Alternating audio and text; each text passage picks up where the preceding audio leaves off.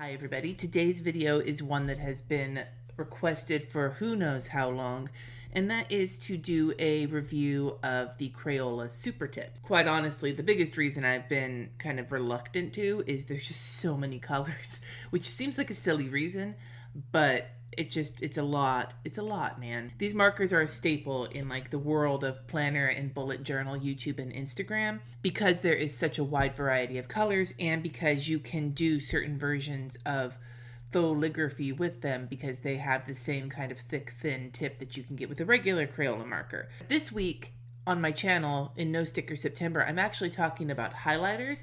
So a lot of my focus is going to be around their suitability as a highlighter, as well as seeing if I can match the Mildliners to the Supertips. So what are the Supertips? They are washable markers from Crayola. They are washable in the same way any other Crayola washable marker is, and they're non-toxic. These are okay to use with kids. They say 3 and up. I have used Crayola markers and Crayola products with my kids for years and years, so, you know. It's a fairly well-known brand. I'm not telling you anything that's new here, right? Now, they say on the website one of their versatilities is being able to draw with thick and thin lines. There are 100 different colors, although you can get a few different set sizes. This is the 100 color set. There is also a 50 color set, as well as I think a 20 color set. Unless you're really anti the idea of bringing 100 colors into your house, though, the 100 color set is $15. I believe the 50 color set is $8, so you save a little bit of money if you buy the 100 color set. It just depends on what you really want out of life.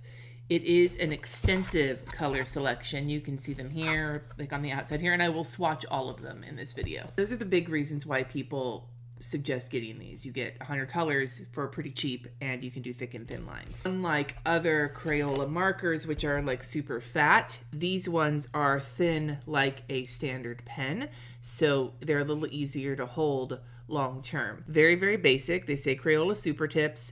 The end of the pen and the cap of the pen show you the color that's inside. This is what the tip looks like. It's like a pointy kind of fat tip, and I'll show you how it works in a second. And then you put the cap on the end and it gives the pen like a nice length, although the caps are not super secure. There's the skinny line and there's the fat line when you lay it like kind of at an angle on its side. That's the line you would use more for a highlighter. In order to write with like a foligraphy sort of style with this, you want to hold the pen more at almost a 90-degree angle for the short line for your upstrokes, like this, and then you flatten it out, kind of pressing down for your downstrokes. That was super awkward looking. Upstroke, downstroke, upstroke, downstroke, and you're basically pushing it down onto the fat side of the pen. This is not a video on foligraphy, by the way. This is a video on highlighters, but I'm just showing you.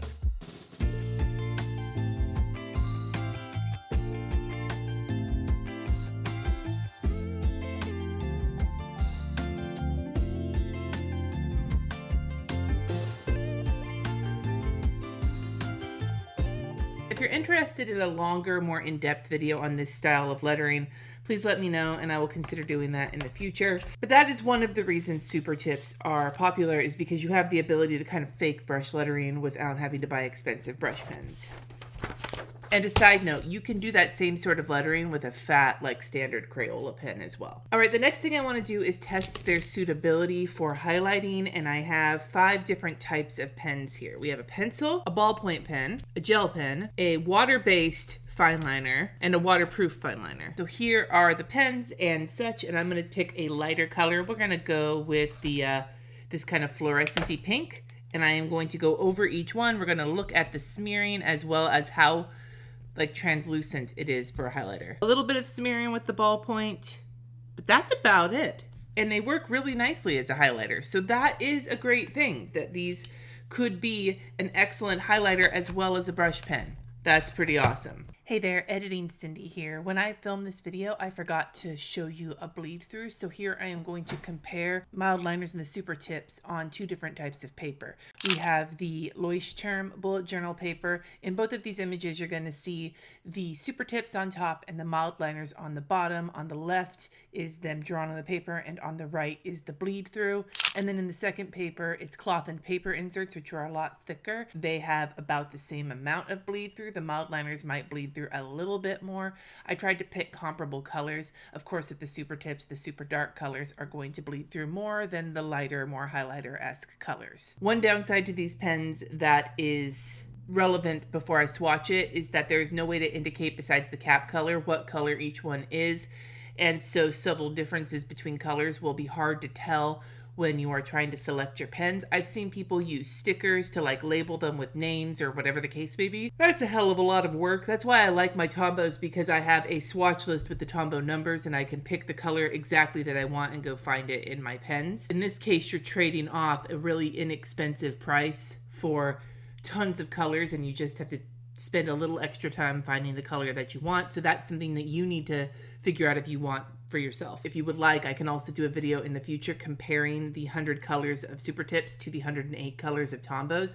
But again, this is highlighter week, so I'm going to be focusing on Mildliners. Now I am going to swatch every single color. I am leaving them in the color order that they came in. So these, I believe there are like every other row. So one row is 13, then one row is 12, then it alternates all the way down.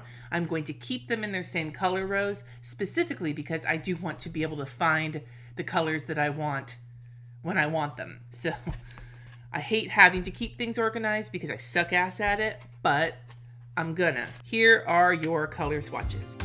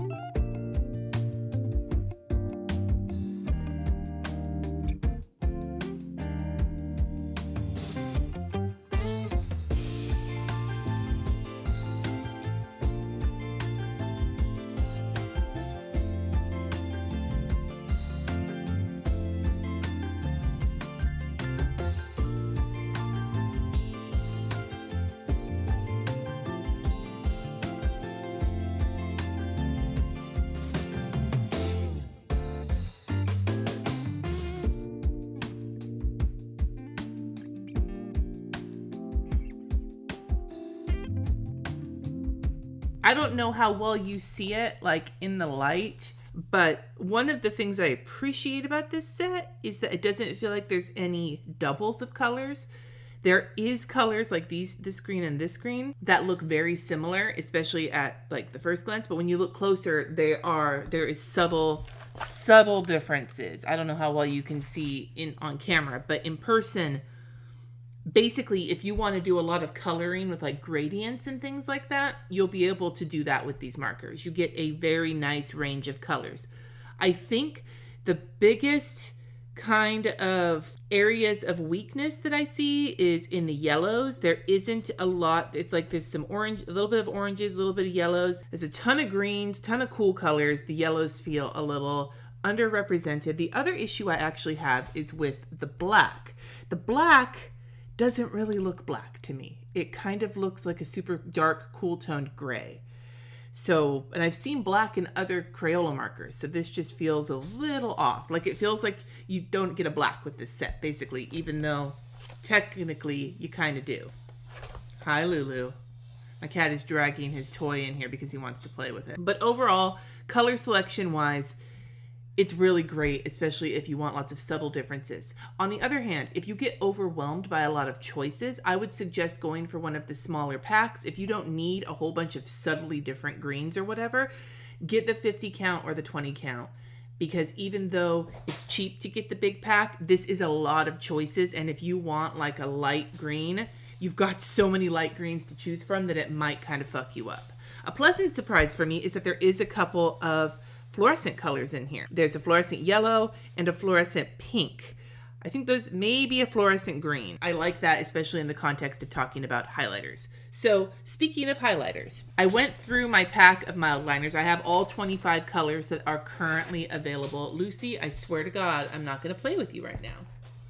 You want me to play with you? Okay. Hi. It's so cute. He drags his toy over to me and then sits and looks at me. Let me show you. Lulu. See his toy? He dragged it all the way over here from the bedroom. He likes it when I throw it.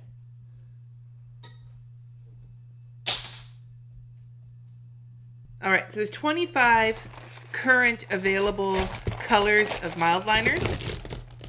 And I tested. While a few of the colors are not quite there, they're close but not exactly the same. There are 3 colors in this entire set of 25 that do not have a close counterpart in the Mildliners, and that is the fluorescent orange, the fluorescent pink, and the dark gray. Now you would think there is a fluorescent pink in here, but it's not the same. So it's a lot lighter. So here is the fluorescent pink, as you can see, a lot brighter than the ones that are here. Here is the fluorescent orange. Again, there isn't really a counterpart. And then the dark gray, which surprised me because with all of the grays on here, this one I thought would be the one, but it really isn't the same. The tone is just a little bit different enough for me to not call it a match. But other than that, all these other 22 Mildliners all have counterparts that are either really, really close or close enough. So I will show you those really quick. So in the first row, we have 5 matches. We have Vermilion, which matches here. Marigold. It's funny. This is where it runs into problems without the names. We've got Marigold and Vermilion, a close match with the Mild Red, Coral Pink, and Fuchsia. In the next row, we have Apricot, Gold, and Lemon Yellow. And again, I'm not saying these are exact matches, but they're close enough if you like the colors. In the next row, we have the Mild Yellow, which is the fluorescent yellow, which actually does look like the fluorescent as opposed to the pink and the orange. And then we have the Citrus Green, which is to me one of the closest matches in the set, and the regular green. In the next row, we have the Blue Green and the Summer Green. In the next row, we have Smoke Blue, Blue, and Cyan. Although Cyan could also match that one, I think, a little bit better. It's funny, I matched these originally on the Leuchtturm paper with the bit of cream that shows through, and I feel like the matches look a little bit better on that paper than they do on the plain white paper. Very interesting. So in this row, we have Dark Blue, Violet, which is a little bit lighter than the color, but a similar tone. Lavender, which doesn't look anything like it on this paper, but on the other paper it actually does, so that's interesting. And then Magenta. Again, it's actually closer to this one here, but there's still a match. I am, such a professional. And then in this row we have the brown, and in this row we have gray. Not the dark gray, but the regular gray. I think it's more like that one on this one.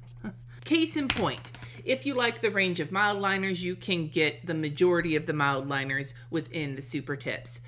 I can match the Tombos at a different time. I didn't go into a whole bunch of other highlighter sets because that was just a lot of pain in the ass. But suffice it to say, these pens work great as highlighters, and you get the bonus of being able to kind of fake brush lettering with them, and they're super cheap. The biggest difference between these, if you don't want to spend the money on the Mildliners, is that you don't get the 2 tip sizes, although because of the shape of the pen, you do get something similar. Although with these guys, you can get a skinny tip, a fat tip, just with the chisel tip, and then a kind of medium point tip.